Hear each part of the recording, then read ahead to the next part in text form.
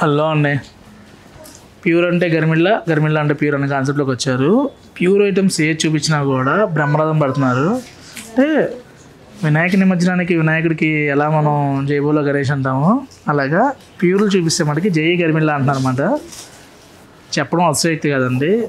అసలు చందేరికి అయితే ultimate response ఇచ్చారన్నమాట.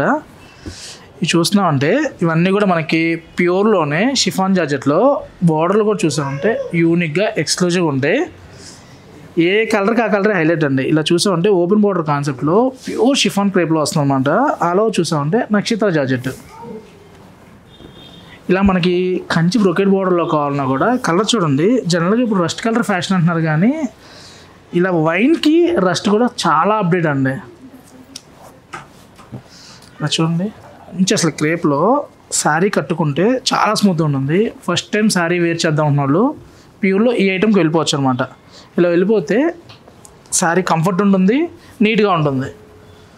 ఇలా ప్లెయిన్స్లో కావాలంటే ఇప్పుడు ఇంట్లో ఆల్రెడీ 2-3 ఇయర్స్లో బ్లౌజ్ హెవీ చేయించి ఒక్కసారి కట్టాను సురేష్ శారీస్, రెండోసారి రిపీట్ చేయలేదు అన్నప్పుడు బ్లౌజెస్ని తీద్దాం. ఆ బ్లౌజ్కి ఇలా అంటే దీనికి గ్రీన్ కానీ మస్టర్డ్ కానీ మీకు నచ్చిన కలర్స్ వేయచ్చండి. ఏది వేస్తే అదే ఫ్యాషన్. ఒకళ్ళు సెట్ చేసేది ట్రెండ్, మనమే సెట్ చేద్దాం.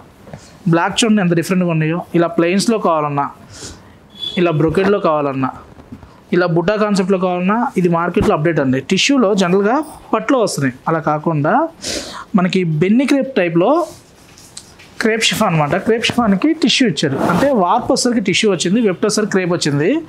బార్డర్ కూడా చూసామంటే జకార్డ్ బార్డర్. ఇలా మనకి ఏదైతే బెన్ని పళ్ళు లైన్స్ ఉంటుందో ఆ లైన్స్లో వస్తున్నాయి. ఇవన్నీ కూడా మనకి 5,000 to 9,000 బిలో ఉంటాయి. ఇలాంటి కలెక్షన్ కావాలనుకుంటే స్టోర్లో ఎప్పుడు కూడా అప్డేట్ అవుతూనే ఉంటాయండి. నేను వీడియోలు ఎక్కువ చేయట్లేదు కానీ ఎందుకంటే పర్చేజు స్టాకు కొన్ని వీడియో చేయకముందే అయిపోతున్నాయి కాబట్టి స్టోర్కి రండి, నెంబర్ ఆఫ్ కలెక్షన్ చూసుకోవచ్చు. Thank you.